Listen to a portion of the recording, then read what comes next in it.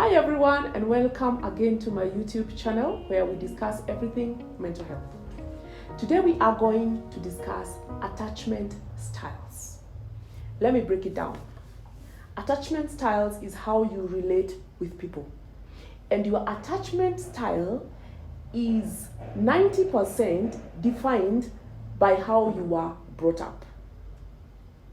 So your environment of upbringing, your interactions, consequently to a large extent define your attachment style as an adult.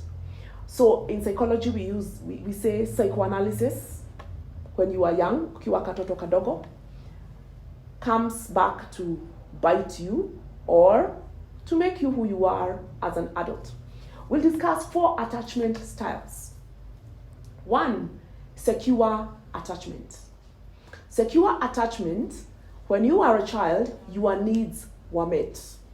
Safety needs, emotional needs, physical needs, they were met.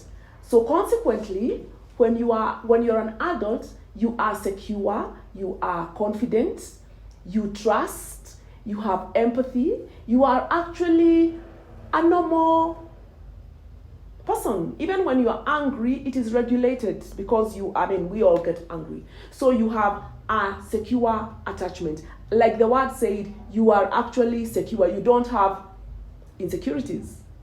So attachment style number 2 is the insecure.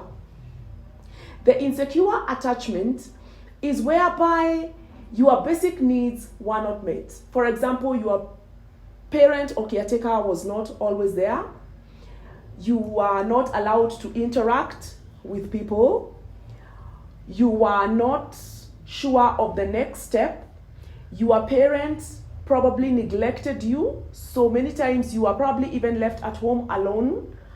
And so you grow up being anxious, being someone who is afraid, being angry, and you use that as a defense mechanism because when you are insecure, you always get things by being angry so that you get attention. And the other thing is you grow up being distressed because your basic needs were not met. The other attachment style is anxious attachment style. Now, for the anxious attachment style person, there was no consistency when you are growing up. One parent was there, the next thing they are not there. Not because of no one explains to you why dad or mom are not there. Sometimes they are there, sometimes they are not there. As a baby, sometimes you are picked, sometimes you are just let to cry. So you are not even sure if when you cry you're gonna be picked or you are not going to be picked. You are not sure if the parent will come tonight or they will not come. Even promises for parents, be very careful when you promise your kids things and you don't live to your promise. The child may grow up to an adult who is anxious because there is no consistency. These are kids who when the parent is leaving, they cry and they hold on to the skirt, they become clingy. Even as adults, they actually become clingy. Now you understand why your girlfriend or your boyfriend is clingy. Because psychoanalysis, upbringing, they were anxious. They are not sure what's going to happen. They don't know if you go, you're going to come back. You also become a whiny adult. Because when you whine and cry, then you're picked. The other thing, you don't interact with strangers because you are not secure. You are anxious. Will this person hurt me? Will they not hurt me? So even as an adult, your social skills are not exactly very healthy. I hope you are checking the boxes and understanding the category you fall. And you have little babies. I hope now you are understanding how your actions affect them now and later on in life. The other attachment style is the avoidant attachment style. Avoidant comes from avoiding. How come you become avoidant?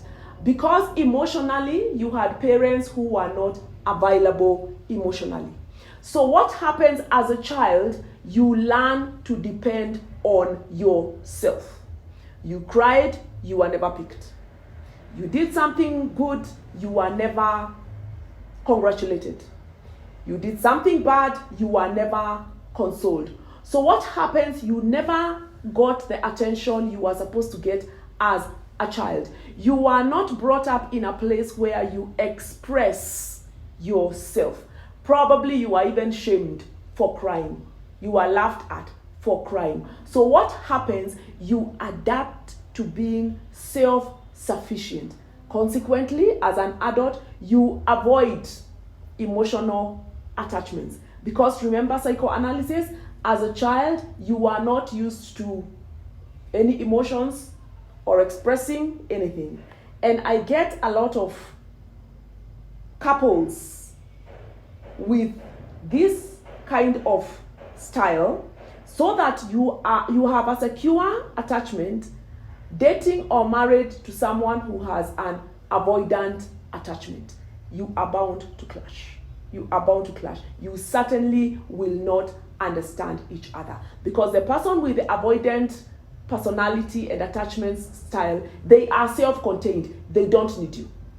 So you feel blocked. You feel you are not connecting with this other person because they have an avoidant personality attachment style.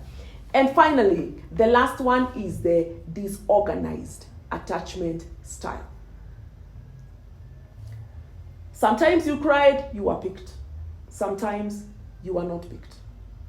So you love your caretaker, but again, they are not consistent. They are not safe. So you fear. This is, you are not sure of their response to your reaction. You are not sure if you cry whether you're going to be picked or not. So you live like a cat and mouse, pata potea. I may be picked, I may not be picked. So your emotions are conflicted, and that is why we are saying disorganized attachment style. You will do something good, you are congratulated. The next thing, your parent or your guardian will yell from here to tomorrow. Same person.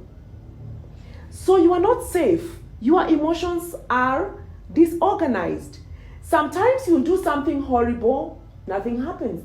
The next thing you do something horrible, shouting and beating. So you are never sure of what to do.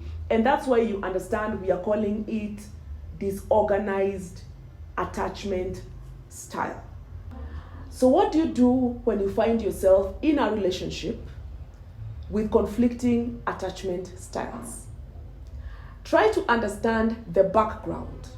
When having conversations, it's very important to understand how this person was brought up. That is one.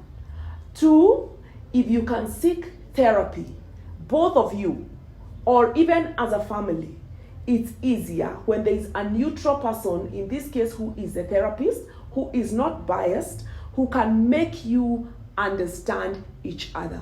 And that's why we have couples therapy, group therapies, family therapies, so that everybody is able to understand everyone's attachment styles and learn how to accommodate each other in a safe environment. I highly advocate for the secure attachment style, and parents, please be consistent, because these things come to bite people later on when they become adults, unless they go for therapy so that they understand why they behave the way they do.